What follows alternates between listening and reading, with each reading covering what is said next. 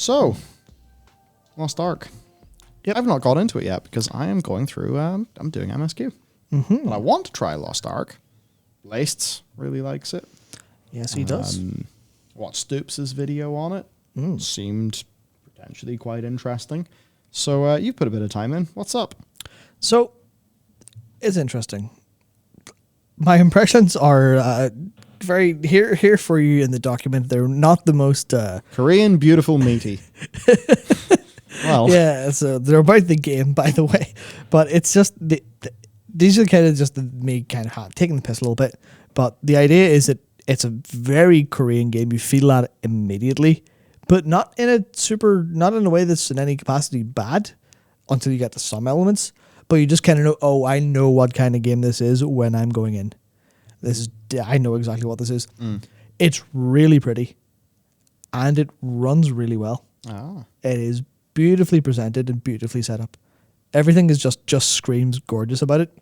And for context, I played it for about 3 hours just last night. So I got through the prologue. I didn't skip the prologue immediately. I played through it, and then I decided I didn't want to play Gun Lancer and swapped to Assassin so I could play Shadowhunter. But I did that and played a little bit with a friend. It was, what I say meaty is, like, if you play that Assassin video up there for a little bit, I sort of skipped like the last maybe third. It should be showing off Shadowhunter stuff, yeah. And like everything you feel, all of those abilities feel incredible. It's I saw like the sound design and everything being really good. Yeah, they look and they feel fantastic. It is definitely like the most immediate I've ever played like an ARPG kind of game. I went, oh, this is nice. Oh, this feels good. Not to the same degree, but in the way that a Devil May Cry will feel or a Bayonetta will feel, where you're hitting buttons going, oh yes, this is what it's about. And that's one of the things that is like what World of Warcraft always got right, but people sort of I think people kind of forgot that over time. But it really feels good to play. Yeah. It really feels good to play. Everything about the UX is gorgeous. And it does take a little while for things to start to be actually kind of fun enemy design wise. Right. But as soon as I got into the first dungeon with other people on hard mode, I was like, oh, this is actually good. I have to dodge stuff. The enemy tells are like obvious enough for me to move. I'm engaging with the game properly, and it feels really good to play. The health values are nice. Just how you press buttons, how you build, all feels kind of nice so far immediately. And then there's the other thing that I say surprisingly fresh, and I say fun and engaging, and I also say Uncharted with a question mark, because it does one thing that I think Wolcen did a little bit of it. Right. But Grim Dawn doesn't do much of it. Diablo doesn't do much of it. I don't remember Path of Exile doing very much of this. But it's very much, hey, here's single player adventure game feeling parts where it is not afraid for narrative stuff to take the camera away from you. Oh, which good. is weird in an isometric game, I find. At least an ARPG kind of one. But it's very happy to take the camera away from you and go, right, you're now in the corner while something's happening. Or I've heard people enjoy that. Yeah. I think it was Stoops. Yeah, no, I think it's one of the better parts of it overall, is that it feels like a decent single player experience in those ways that are very much inspired by, Uncharted, where you're going and you're crossing a narrow beam. But it feels like your character's a little bit, the character has to walk over. Yeah. You're not walking yourself, it's all automated because you just pressed G and you start doing it. But it's really quite fun to experience all that. I've heard it gets boring when there's dungeon segments that do that and you're running the dungeon multiple times, of course. But when I first did in a dungeon, or when I first did in the world, I was like, oh, okay, this actually feels like good content. This feels like it's considered like an experience as opposed to just, we've got core combat and the game's finished. It feels a lot more experiential like that. And then the same when it comes to the kind of narrative experience. It doesn't have the most engaging stories so far, but it at least tries, which I think is better than PoE being full of lore, as an example, where its story isn't all that engaging.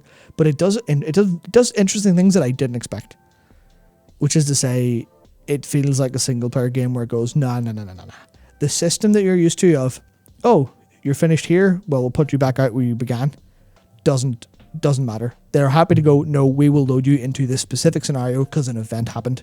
Right. it's maybe pulled you away from what you were doing with your friend, but if you're going through the story together to put you in a solo thing. But no, it feels like you're a character in the world, which gives me similar matters. Gives me similar vibes to what FF14 does at times with the solo duties and stuff like that. Not to the same strength of narrative overall, but it's really nicer. I'm genuinely surprised by it. I'm excited to play a lot more because it feels good to play, but it is exceedingly Korean. And by that I mean I opened the store and my eyes nearly exploded. I opened the store and my eyes nearly exploded. I was like, I cannot deal with any of this. This is just, there's 500 different things called different things. There's 12 different systems that are all monetizable in ways that I don't quite understand yet. And I tried to go through it and figure it out, but I couldn't actually open any of the currency exchanges. Did not seem like big down on this stuff. Okay. There's one or two things I believe, did he say it was like kind of Black Desert-ish, but nowhere near as bad. I think that was specifically for item upgrades. Yeah. I don't know what it's like in the store, and certainly the store is what could ruin a game like this. I think, because I did go through some reviews from Steam from long-time players and some short-term players, but it feels like it's a very good game quickly and immediately. It catches your attention, it's fun to play, all that stuff is there, and it does continue the whole way through. But I think there is definitely a case of the gear is just BDO-ish, which is, all right, get your upgrades, random chance to fail, random chance to succeed. Just monetize to go faster. When you fail, shit isn't like destroyed or whatever. Yeah, I'm not entirely sure I think myself, in BDO there's more of a downside whenever the RNG does not go the way you want it to.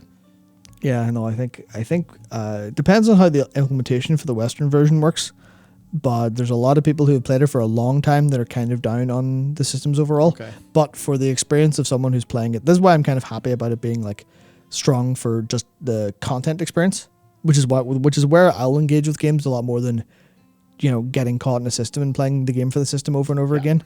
As a content experience, I think it is very, very good so far. That said, I've played it for 3 hours in one evening, and playing the Shadowhunter felt great to me.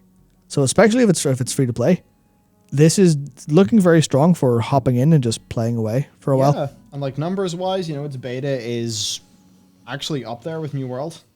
Yeah. You know? New World's beta was like 140k. This is 88k. Yeah. And like that's huge. Pretty damn big. 96% on Steam. That's also pretty damn big. Yep. Diablo 4 should be scared of this game. There's one Steam review. Yeah. Apparently this was not a success initially in Korea, but the game director and the devs listened and they were able to turn it around. I didn't know this, but apparently it is actually the #1 MMO in Korea right now. So yeah, pretty big. Pretty big. Oh, that's interesting. Apparently a Maple Story, a Lineage, and I don't know that one, but I know Maple Story and Lineage. I didn't know they were on the down right now. But anyway, there you go. Lost Ark's doing really well over there. Perhaps it will happen here. Now, there were some negatives. Yeah, this is kind of mostly just, well, the TLDR this person gave was a watered-down Blade and Soul, an isometric view, mounts, and a mobile feel to it. Nothing to do with PoE or Diablo, not an ARPG, which I think obviously they're splitting hairs on whether it's an ARPG because the PoE and Diablo have that heavy gear customization loop going on, whereas this game appears to be more kind of linearly gearing in the sense of World of Warcraft-ish, where you're just you're not getting massive customization, you're getting stat upgrades and stuff like that. But obviously without playing the game at a higher level, I can't say, I don't know. But it just seems like this person specifically has a lot of issues from the balance side of things, as well as like longevity. Some pay to win on the, oh yeah, if you're having problems with like gear upgrades and stuff, just pay your way through it, which is really frustrating for someone who's trying to engage with that. But generally speaking, it's the problems that someone who's played it for 1,000 hours will actually have problems with, know those problems, but people who play for 100 maybe won't feel those. That's the kind of gist from the first one there. Trade premium cash up currency for in-game gold, which is then used to upgrade equipment. Yeah. Game made terribly grindy on purpose so that F2P players will never reach anywhere near max eye level, even if they grind in 4 to 5 characters a day. So there could be a little bit here of free-to-play MMO. Oh dear. That's the fear, largely. Interesting.